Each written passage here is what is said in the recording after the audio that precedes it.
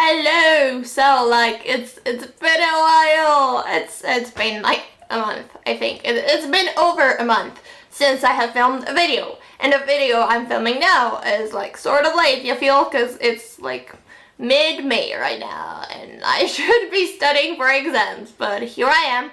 I know my priorities. Yeah, that's all I can say, but in my defense, I am filming so late because like I had measles for 2 weeks and then I was in Ireland for another 2 weeks and then like I was just lazy. I was very lazy. I didn't want to film in Ireland because like I was with my friends and it was with my family and I still look somewhat atrocious because I have scars because of measles. Not the point. I met Cassandra Clare. It was awesome. I made a fool out of myself. I saw 5 seconds of summer and I mean like Luke Hemmings, call me. That's all I can say. Yeah, I also read quite a few books last month. I didn't feel like I read as much, but apparently I did read quite a bit, so like I'm very happy.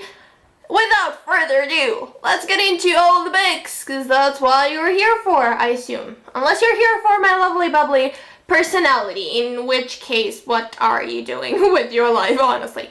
Anyway, so to start off the month, I had to finish City of Lost Souls, which I started last month. I mean, 2 months ago. I mentioned it in a wrap-up before because I was pretty far in, I think. And then I finished it this month, and it was so good. It was so good. I think this was one of the strongest books in the series, if not like my favorite. I think it's up there. Like City of Lost Souls and City of Glass have to be my favorites. I think this was so good. It was so good. It was so good. It was so good. I loved it so much, obviously. Can you even tell how much I loved it? It was very good. I can tell you very much of what happens because it's like the 5th book in a series or something, and it would spoil the rest. I loved it. I love these characters. I thought I would like it way less after finishing the Infernal Devices because that's perfection. That's like up there with Harry freaking Potter. But it was so good. It was so good. And the mentions and references to the Infernal Devices, I was so alive. The only thing that put me off is that someone, we shall not say who, he who shall not be named, or she who shall not be named, who knows, someone wanted to bang their sister, which was very disturbing. It was very disturbing. Obviously, I then went on ahead and read the monster that is City of Heavenly Fire. Look how big this is. Look, it's very heavy as well, but it's very pretty, and it's so good. It's so good, so good. I loved it so much. So much happened in this book. I think I have like 5 or 6 pages of notes on it, most of which are, oh my god, my babies! And like, Alec Lightwood is not your bitch is like, you know, the main thing we learned from this. Alec Lightwood cannot make a pie, and he's no one's bitch. That's what I have learned from reading City of Heavenly Fire. I'm just kidding. I mean, sort of. Loki. It was very good. It was such a strong, like, conclusion, but it also, like, left open so much room for so much possibilities to further inspect this world, which obviously, like, Lady Midnight, it just, yeah, it was so satisfying. And we got to see Emma and Julian. Everyone seems to hate fetus Emma in this book. I loved her. I thought she was very sassy. She reminded me of Jace. It was big. It was so good. It was so good. Again, the Infernal Devices references in this. I just cannot. I love the Infernal Devices. I love this. It was very good. The whole series as a whole is great. You should read it if you haven't already. And then it came to my knowing that you can find the audiobooks for Tales from the Shadowhunter Academy on YouTube. So I listened to the first 8, I think, and then I read the ebook for the 9th, and they were very good. I feel like I can't quite tell you what they're about. I mean, more of who they're about, because this does spoil City of Heavenly Fire. But like they are very good. They're very good both as stories, and usually I hate novellas, but these were so good. They were so good, and like they're narrated by people like Sam Hugan from Outlander.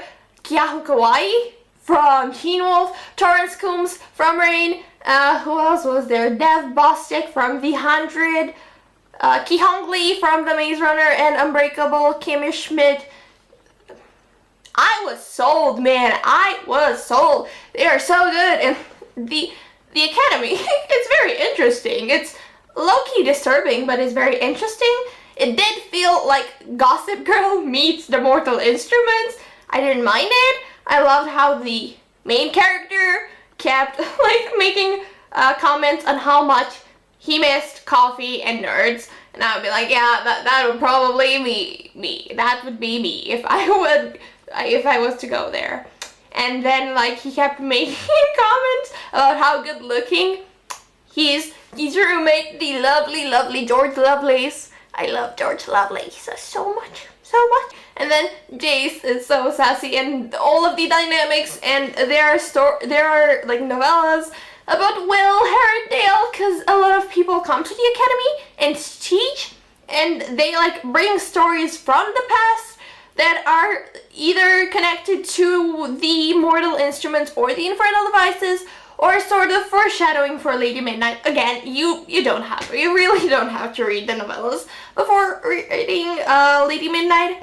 There's one of them that's quite like soups relevant, sort of, not really. You don't have to read them, that's the point, but they are so good. I would really recommend them. Like Will Herondale and James Herondale. James Herondale is such a cutie, but like Will Herondale, am I right?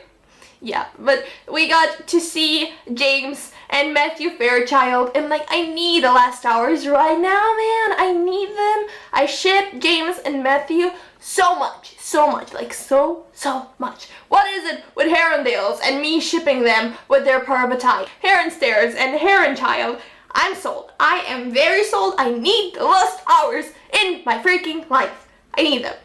Yeah, I would really recommend Tales from the Shadowhunter Academy. Like, you don't have to read them, you know, but like, you have to read them. Can you sense the difference? And then I went ahead and read the monster that is Lady Midnight. It was so good. It was so good, man. It was so good. Man, Emma and Julian and the kids, I love the Blackthorns so much. I love the Blackthorns.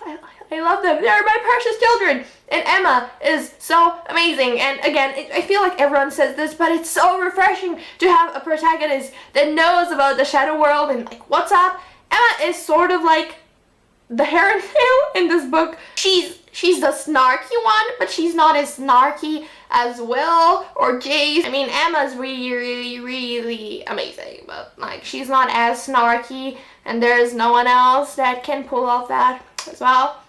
But I digress. And like Emma and Julian, man, and the Blackthorn kids, the family dynamics were so beautiful, and the characters are so well shaped. And I mean, this isn't very action-packed considering how large it is, but just getting to know the characters, it's all I could have asked for.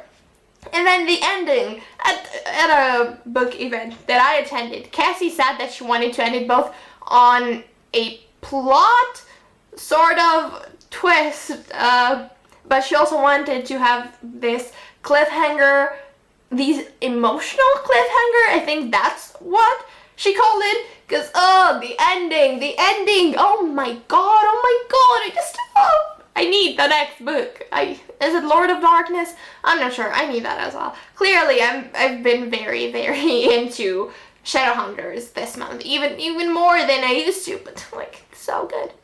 And Cassandra Clare is so lovely, and she said she loved my hair. I mean, it was a different shade of blue back then, but you know, very good. I would recommend any Cassandra Clare book if you haven't read any already, but like, what are you doing with your life? And then I finished the month by reading Great Expectations by Charles Dickens. It's referred to in the Infernal Devices, and like I found this beautiful edition for so cheap, so I had to. About this kid who somehow ends up from being poor and brought up by hand by his sister. He comes across some great expectations, and it's about like social rising, and I don't know, it's something. It's good. It's good. I also watched the BBC miniseries with Douglas Booth, because like y'all should know that I love me some Douglas Booth. I don't know if I've mentioned it before, but now you know. That's pretty good as well. I was a fan. The book was sort of meh. It was good-ish, but I hated the characters. I literally hated every single character besides the sister's husband. He was very lovely, and the dynamic he had with the main character for a third of the book, for like the first part, because this is split into 3 parts, that was very nice. But then the kid becomes a dickhead, and I cannot stand him. No, and the rich people in this book, just no. It bugged me a lot. I think it was very good for its time. I might have loved it had I read it back in the day when I really liked classics. Not my cup of tea now. It's not bad. The writing style is very beautiful. But yeah, I wasn't that big of a fan, so it is what it is. You feel? Yeah, that's what I read. Just let me know if you've read any of these books. I'm very sorry if this video is very late. You probably have a very great face. You look great today. I hope you're having a good day. Yeah, that's about it. What am I doing with my life? I'll see you guys later.